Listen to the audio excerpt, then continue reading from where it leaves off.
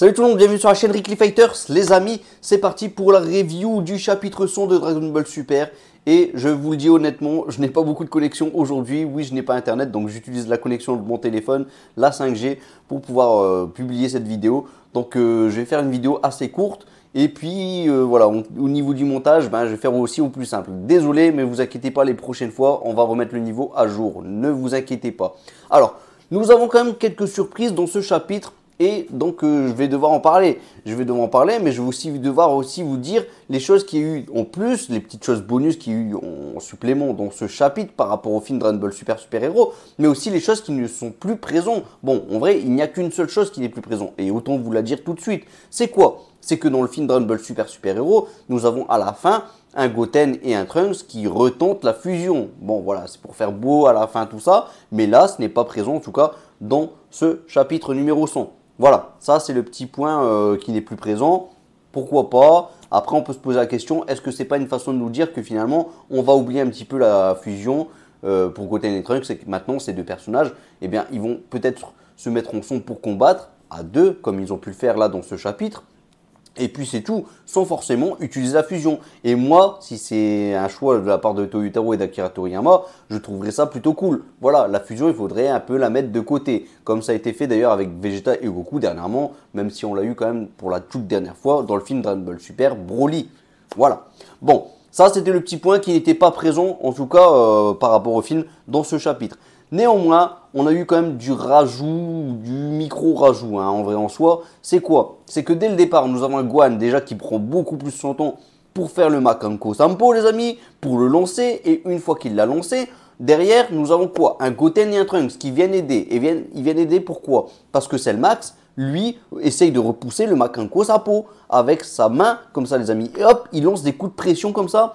Et là, Goten et Trunks, ils arrivent, hop, ils repoussent la main de Cellmax. Donc ils ont aussi pu intervenir dans ce combat, et finalement tout le monde est intervenu en fait dans ce combat. Il y a eu C18 dans le chapitre précédent, on a eu du Kuririn, on a eu du Gamma, voilà, tout le monde est venu, et là Piccolo est encore là présent, il maintient bien Cellmax, et d'ailleurs là il le tient beaucoup plus fermement que ce qu'il avait fait dans le film Dragon Ball Super Super Héros. Et je m'explique, parce que là j'ai l'impression, et peut-être que je dis une bêtise, qu'il le maintient par le visage de cette façon, pour que vraiment le Makanko Sampo ne loupe pas sa cible. Bam, dans le crâne, et on n'en parle plus. Voilà, du moins, c'est mon impression les amis. Peut-être que les mains, il les avait aussi dans le film Dragon Ball Super Super Héros, mais je pense pas. Voilà, de souvenir, je pense pas. Maintenant, n'hésitez pas à me corriger en commentaire si jamais c'était le cas aussi dans le film. Voilà.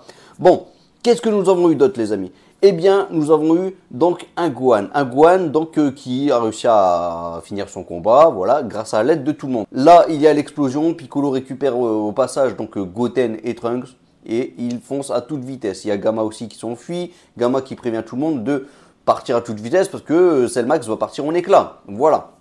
Bon, voilà enfin ce petit moment que je vous parlais. Là, il y a Gohan qui dit, et je vais vous le traduire les amis, parce que je l'ai vu en anglais. Maintenant, on va voir la version française pour voir ce que ça va donner. Mais Gohan nous dit, mot pour mot, « Je me demande si mon père et Vegeta auraient pu éliminer cette version de Cell. » Bon, ça c'est ce que nous dit Gohan. Déjà, on peut se poser des questions en termes d'échelle de puissance. Pourquoi? Parce que au départ, on a eu quand même l'interview d'Akira Toriyama. Il nous disait que Gohan, c'est le plus fort. Du moins, c'est ce qu'on dit. C'est ce qui avait été dit dans l'interview. Et là, maintenant, on se pose des questions. Gohan a eu besoin de l'aide de tout le monde, finalement, pour se débarrasser de Cellmax. Bon, est-ce que c'était pour que Gohan ne loupe pas sa cible? C'est possible, c'est une éventualité. Mais là, la façon dont ça a été fait, moi, je le prends peut-être d'une autre façon. Je ne dis pas que c'est forcément celle que je pense que c'est le cas, mais derrière, on peut y croire. Et ceux qui me diront, oui, c'est ça, Rickly, je dirais, c'est possible. C'est possible. C'est quoi? C'est que finalement, tout le monde a aidé Gohan, et que Gohan n'avait peut-être pas la puissance pour vaincre ce Cellmax, et que Cellmax était vraiment trop puissant. Bon, derrière, c'est vrai que tout le monde l'a touché, mais ça, peu importe. C'est un géant, il lui garde beaucoup de monde a pu le toucher, les Ozaru, beaucoup de monde a pu le toucher. Vegeta Ozaru, par exemple, c'est un Yajirobe quand même qui a pu couper la queue de Vegeta Ozaru. Donc voilà, les amis, arrivé à ce moment-là, j'ai presque vous dire que finalement, quand on est grand, n'importe qui peut te toucher, même un terrien quasiment. Bon, j'abuse un petit peu sur la chose, mais vous m'avez compris.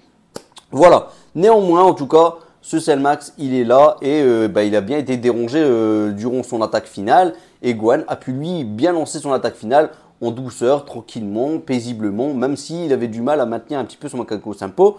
Et d'ailleurs, chose que j'ai compris, que j'ai vu entre les lignes, peut-être que je me trompe, on verra avec la traduction française aussi, hein, c'est que finalement Gohan, par rapport au film, et ça c'est un changement, c'est quoi? C'est que Gohan ne s'est pas entraîné de son côté. Alors peut-être que j'ai loupé quelque chose, je sais pas. Hein. Mais Gohan ne s'est pas entraîné à faire le Macaco Sampo.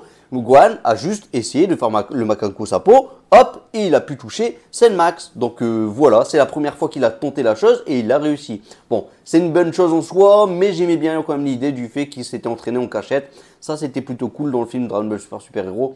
Et là, c'est pas présent. C'est dommage, mais les deux versions sont plutôt passables. Voilà, elles sont plutôt bonnes. Et moi, je les valide tous les deux. Voilà. Mais je préfère comme celle du film, pour être honnête. J'aime bien le fait que Gohan s'est quand même entraîné en cachette. Ça, c'était plutôt cool. Voilà, et puis on aurait pu avoir un flashback, donc du coup, ce flashback n'existera même pas, et ça n'a pas existé non plus dans le film Dragon Ball Super Hero, et là, on a simplifié le truc tout simplement. Bon, petit passage bonus aussi, c'est quoi? C'est qu'on retrouve Bulma, Gohan et Piccolo et compagnie sont tous dans le vaisseau, voilà, et ils appellent donc du coup notre ami Whis qui lui, finalement, il a vu l'appel bien plus tard. Bon, il a quand même rappelé Bulma derrière, mais du coup, tu n'auras pas le droit à un petit repas de la part de Bulma. Ben oui, tu aurais répondu rapidement. La prochaine fois, tu réponds rapidement, tu auras ton repas et il sera tout frais, tout propre, tout bon et prêt à déguster, tout simplement. Voilà. Bon, petit point que je n'ai pas souligné, j'attendais un petit peu avant de vous le dire, les amis. Vous allez dire, Rick Lee, t'as encore oublié quelque chose? Non, Rick Lee n'a pas oublié la chose. Ne vous inquiétez pas, c'est qu'à un moment, on voit Carmine. Carmine, donc, qui fait partie quand même de l'armée du ruban rouge, rappelons-le. Et donc, il est bel et bien en vie. Et là, il est en train de s'enfuir. Il est en train de partir. Et il dit à ses soldats qu'il a décidé de reprendre donc au point de départ. C'est-à-dire, quand je dis au point de départ, c'est pas le départ du départ avec le docteur Gero à l'époque, tout ça, avec l'armée du ruban rouge que Goku avait détruit quand il était petit. Non, pas ce départ-là, les amis. Non, le départ par rapport au film Dragon Ball Super Hero, c'est quoi? C'est ce qu'on nous explique. C'est que au départ, c'est une Red Ribbon qui est plutôt du côté pharmaceutique. Du moins, c'est comme ça qu'ils se sont un peu vendus. Et derrière, ils faisaient leurs choses un petit peu au noir, derrière, voilà, sans montrer forcément leur petite manigance. Donc voilà, ça c'est le côté armée du ruban rouge. Donc on peut s'attendre, en tout cas, dans le futur, à retrouver l'armée du ruban rouge qui va nous ressortir un nouveau monstre. Peut-être un Perfect Cell, qui sait. Bon, je n'y crois pas. Voilà, est-ce que ce serait le prochain chapitre? Est-ce que ce serait le prochain arc? Je pense pas, c'est sûr et certain, je ne vois pas un prochain arc avec l'armée du ruban rouge, mais là, il laisse une ouverture. Mais le problème, c'est que dans Dragon Ball Super, on a eu tellement d'ouvertures sur pas mal d'arcs qui auraient pu être faits, notamment sur les autres univers, sur les univers qui ont la capacité de voyager dans les mondes, tout ça, enfin, de partir dans le futur, ce genre de choses, quoi, par exemple. Voilà, vous m'avez compris, il y a aussi les Makai Oshin qui pourraient être présents. Voilà, il a tellement d'ouvertures dans Dragon Ball Super que finalement là c'est une ouverture supplémentaire qu'on nous crée. Donc je suis pas sûr que ça avait sa place forcément, mais bon, pourquoi pas, on verra qu'est-ce qu'ils vont en faire. Est-ce qu'ils vont en faire quelque chose d'ailleurs? Pas sûr. Maintenant, rien nous dit que finalement l'armée du ruban rouge ne va pas devenir tout simplement des gentils. Voilà, on ne sait jamais. Voilà, avec le coup de grâce qui sont un petit peu pris là dans la face, l'armée du ruban rouge, peut-être que finalement ils vont un peu changer. D'ailleurs, le docteur Edo lui-même, bon, il n'a pas changé parce que lui c'était un gentil, c'était un justicier de base. Il était fan des super-héros, tout ça. Et là, derrière, bon, du coup, il va pouvoir travailler pour Bulma. Ça a été dit, ça avait été dit dans le film aussi Dragon Ball Super-Héros. Donc là, il n'y a rien de nouveau par rapport à ça. Alors, du coup, en tout cas, on retrouve Vegeta et Goku qui, eux, combattent. Ils combattent l'un contre l'autre, voilà. Ils donnent tout ce qu'ils ont et là, ils arrivent à bout de souffle. Donc là, ils arrivent sur le moment fatidique. Et donc, finalement, c'est qui? C'est Vegeta qui donne le coup final. Bon, un peu comme dans le film Dragon Ball Super-Héros, mais ça fait plaisir de le voir en 2D. Là, c'est bien dessiné, c'est beau, c'est propre, c'est magnifique. Et derrière, donc, nous avons quand même le Broly qui contemple ce petit combat avec les petits yeux comme ça qui pétillent, qui pleurent comme ça, tellement il a kiffé le combat. Et donc, lui se déclare Vegeta vainqueur. Vegeta, donc, avait certainement raison. C'est une façon de dire que Vegeta avait raison sur son nouveau mode d'entraînement, qu'il faut méditer, ce genre de choses. Donc voilà, Vegeta, finalement, tu n'avais rien à prouver. C'était déjà plus ou moins dit par Whis. Mais là, tu as prouvé par A plus B que oui, tu as raison, tout simplement. Bon voilà, en tout cas, voilà, Whis a fini par appeler Bulma, mais ça je vous l'avais déjà dit.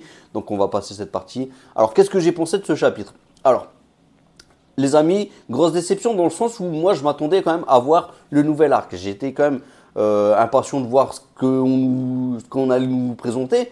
Et finalement, il n'y a rien de nouveau. Il n'y a rien de nouveau. Mais par contre, chose plutôt positive, c'est que finalement, dans le chapitre 101, ben là, on va découvrir un tout nouvel arc. Et ça va être cool, plutôt cool. Ça veut dire que là, on va pas avoir une moitié d'arc, une moitié de chapitre avec un nouvel arc. Là, ça va être un chapitre complet avec un nouvel arc. Et ça, c'est beau. Ça, c'est bien. On va pouvoir kiffer. Et même si je sais que ça va être une période de paix essentiellement au début. Maintenant, est-ce que Goku et Vegeta vont revenir sur Terre? Est-ce qu'ils vont continuer leur entraînement? Est-ce que Black Freezer derrière va faire du sale? Ah, le Black Freezer, je pense qu'il y a moyen que là, il soit dans la place. J'espère qu'on va retrouver Black Freezer. Quand je dis Black Freezer, j'espère qu'on va retrouver Freezer, tout simplement. Mais on sait qu'il est d'un niveau Black. Et encore, il nous a peut-être pas déployé toute l'étendue de sa puissance, les amis. Il a certainement encore des ressources. Peut-être que derrière, il a encore une autre transformation qu'on ne connaît pas. Voilà, il s'est mis en Black, hop, il est allé Goku et Vegeta, et puis on n'en parlait plus, quoi. En tout cas, ce chapitre 100, voilà, parce que je ne vais pas spéculer forcément sur des théories sur le prochain arc, alors qu'on l'a déjà fait maintes et maintes fois. Mais derrière ce chapitre 100, il était quand même plaisant dans le sens où ça a bien fini sur un chapitre complet, voilà. Et finalement, c'était quand même une grosse réussite dans l'ensemble, l'arc. Maintenant, ça remet un petit peu en question les échelles de puissance. Voilà, est-ce que Gohan Beast est plus fort que Goku et Vegeta? Beaucoup vont me dire non. Là, il n'y a rien qui le prouve. Après, on a toujours l'interview de Akira Toriyama qui confirme plus ou moins le contraire. Je dis bien plus ou moins parce qu'il laisse encore entraver des petits soucis, les amis, dans tout ça. Il ne dit pas clairement que Gohan Beast est le plus fort. Et ça, je dois l'avouer, tout simplement. Bon, voilà. Bon, en tout cas, vous inquiétez pas, je ferai des vidéos comme d'habitude pour dire qui est le plus fort. Peut-être qu'un jour, je ferai une vidéo sur Gohan Beast, pourquoi pas. J'ai fait des vidéos sur Goku de base face à Vegeta de base qui était le plus fort. Voilà, n'hésitez pas à voir ce genre de vidéo. D'ailleurs, dernièrement, j'ai fait une what if concernant Freezer. Voilà, si Freezer avait accepté gentiment l'énergie de Goku sur la planète Namek, que se serait-il passé? Eh bien, les amis, ça m'a pris beaucoup de temps. Voilà ce qui s'est passé tout simplement. Ça m'a pris beaucoup de temps, donc j'espère que vous allez aller voir cette petite vidéo. Vous inquiétez pas, elle a été faite aux petits oignons avec beaucoup de montage, voilà. Et puis les combats sont bien illustrés. Bon, je mets beaucoup en avant ce que j'ai fait. Certes, mais c'est parce que vraiment j'ai mis le paquet pour que ça se passe plutôt bien. Voilà, j'espère que ça va vous plaire pour ceux qui n'ont pas encore regardé la vidéo. Et donc du coup, je vous invite à y aller la voir tout simplement. Allez, je pense que j'ai assez parlé, on se retrouve prochainement. En tout cas, moi, ce chapitre était plutôt cool. Voilà, et derrière, je suis un petit peu déçu dans le sens où cette attaque finale n'a pas eu lieu dans le même chapitre parce qu'elle avait déjà débuté dans l'ancien chapitre. Voilà, mais ça, je ne vais pas revenir là-dessus. Je vous en avais déjà parlé dans la review du chapitre donc, 99. Donc voilà, n'hésitez pas à y aller la voir si jamais vous voulez avoir mon avis par rapport à ça. Mais en tout cas, là maintenant, un gros soulagement. On sait qu'on peut passer enfin à quelque chose d'autre. On aura aussi du Dragon Ball Daima qui va faire plaisir. Là, dernièrement, on a eu aussi une petite info, un petit trailer plutôt sympa concernant Dragon Ball Tenkeshi Budokai 4, on va dire. Mais bon, ça s'appelle Sparking Zero si je dis pas de bêtises. Donc voilà, en tout cas, c'est plutôt réconfortant de voir que le visuel est plutôt cool, que le gameplay a l'air plutôt sympa et puis fidèle à ce qu'il avait été fait à l'époque. Et oui, moi, clairement, c'est ce que j'ai remarqué en tout cas.